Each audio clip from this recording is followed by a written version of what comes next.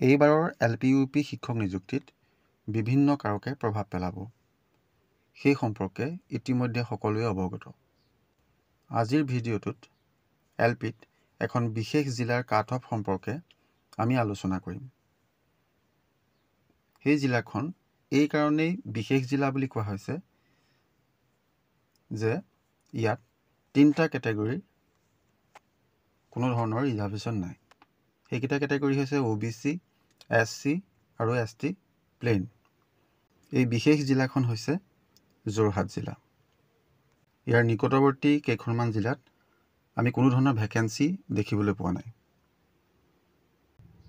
যোৰহাট জিলাত LPত Assamese medium assistant teacher unreserved কেটেগৰীত 87 post আছে। ST হিলছৰ 18টা, PWDৰ 17টা আৰু টি টাইপৰ বাবে 21টা।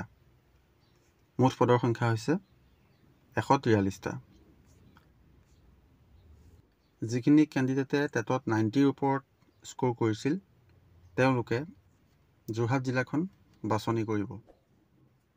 অৰ্থাৎ যিসকল OBC, SC বা ST প্লেইন কেণ্ডিডেটৰ 60%ৰ ওপৰত নম্বৰ আছে তেওঁলোকে ছেকেণ্ড বা থাৰ্ড প্ৰিফাৰেঞ্চত যোৰহাট জিলাখন চিলেক্ট কৰিব।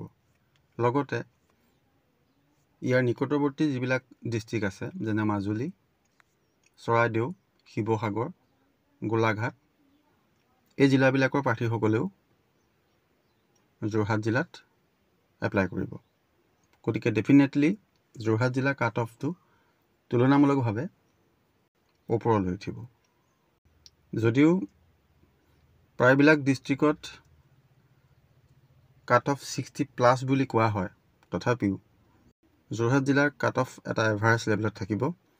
আমি যোৰহাট জিলাৰ কাট অফ LP ক্ষেত্ৰত আনৰিজাৰ্ভ কেটেগৰীত 62 বা 63লৈকে নামিব পাৰে বুলি ধৰি ল'ব পাৰোঁ।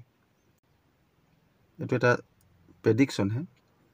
ইয়াক কেতিয়াও 100% একুৰেট বুলি দাবী কৰিব নোৱাৰি, ইয়াতকৈ কমিবও পাৰে। ST হিলছ, PWD আৰু টি টাইপৰ কাট অফ 56+ হ'ব বুলি এটা ধাৰণা কৰিব পাৰি।